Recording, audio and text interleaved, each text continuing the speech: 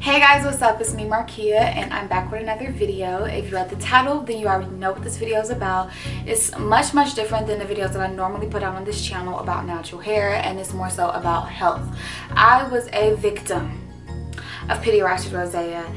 If you don't know what pityriasis rosea is, I pulled it up on my phone, but pityriasis rosea is basically a skin rash that sometimes begins with a large spot on the chest, belly, or back, followed by a smaller pattern of lesions. And this is from Google. This is not the WebMD definition. I had my large patch right here on my shoulder. It's also called a Herald's patch or mother patch, if you guys didn't know. But yeah, that's where mine was at. And then I had a whole bunch of little lesions all around my body. It looked horrible. It looked disgusting. And if you are a POC like myself, and if you're a POC that got, you know, brown skin like me, y'all already know when you looking like a chocolate Dalmatian, it's not really the best look for us, because a lot of chocolate people, brown people, are expected to have, when they have brown skin, expected to be clear and even. So I was just really embarrassed that my skin had kind of gotten like that, and I didn't know what from. So according to the doctors, they say that there's no cure, it's not contagious, and they don't know how you get it. I don't know how I got it, but all of my friends and my boyfriend at the time, they never got it, so I knew for a fact it wasn't contagious, but there was no cure for it, and they basically had no information about this skin rash. And I had to do some digging and look into this stuff myself, because I was just like, you know, I went to the doctor for more information and they were unable to provide that information for me. So I was talking to one of my girlfriends, one of my besties to this day from college, and she was just basically, I was telling her what was going on with my skin, what was my predicament, and she was like, bathe in bleach. I looked at her like she was crazy. I said, baby, this is it's whatever year it was. I'm like, girl, we in the 21st century. I'm not finna get no bathtub of bleach. Like, you know, I was a little petrified of like getting in the tub of bleach because I was just a little petrified of bleach even touching my skin, just because, y'all, I was one of those kids that thought that bleach, you know, made Michael Jackson the light color that he was, and I didn't know no better. But I was just kind of petrified of bleach, just because, like, it was just it's not a healthy thing. It's hazardous, it's dangerous. So I just thought, I went home that following weekend and I thought, I have nothing to lose, so I'm gonna get in a tub of bleach and, you know, do my thing.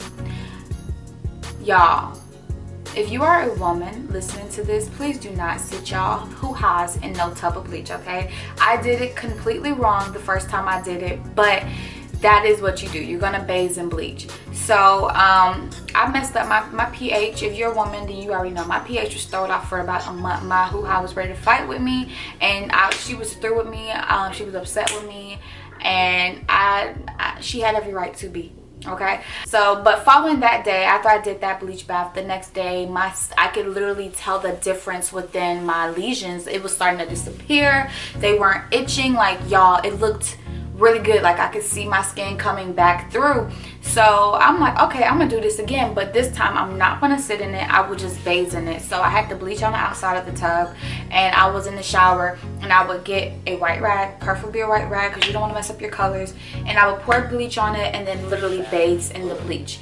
And I also bathed in like Head and Shoulders and Septum Blue or Eptum Blue, whatever that stuff is called, that shampoo stuff for anti-dandruff, anti-itch stuff. I did that too. And I would bathe in that to kind of like dry it out and kind of prevent the itching. And then the Clorox was basically kind of like killing the bacteria. When I spoken with the doctor, they said it's basically like a layer of bacteria on your skin. So it wasn't an internal thing, it was an external thing. Your skin is your biggest organ, and it was literally like a layer of bacteria on my skin. And what kills bacteria? So it kind of made sense as to how the bleach cleared it up. I did that for about 3 to 7 days. I did it for a week. I don't know if I did it for 5 days, but I did see results within 3 days. But I did it for a full week just to make sure that everything was okay and gone and good and gone.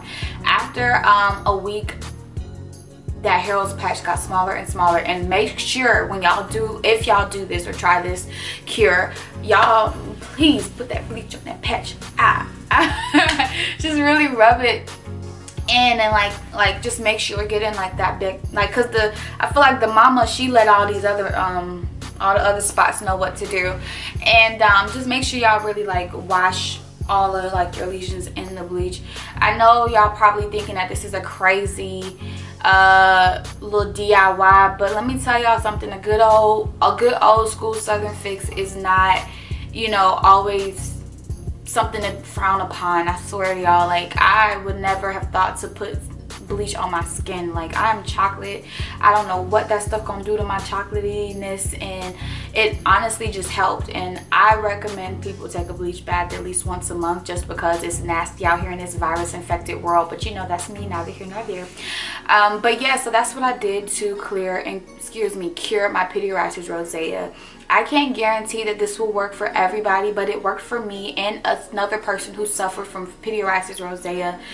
Someone that was close to me, a relative that I know personally. They came home. Well, they came to my mom's house and was talking to my mom about their skin. You know, they were showing it, like they was itching it, like scratching it, and like, you know, they were kind of worried. They didn't know what was going on. And when I came in the room, I'm like, hey, you know, oh, I know what that is. It's pityriasis rosea. Bathe in Head and Shoulders and bathe in bleach for a week and it will be gone. Lo and behold, that relative did that for a week and it was gone. Like, and that person had it for about a month, 1 to 2 months. I had my pityriasis rosea for about 4 to 5 months.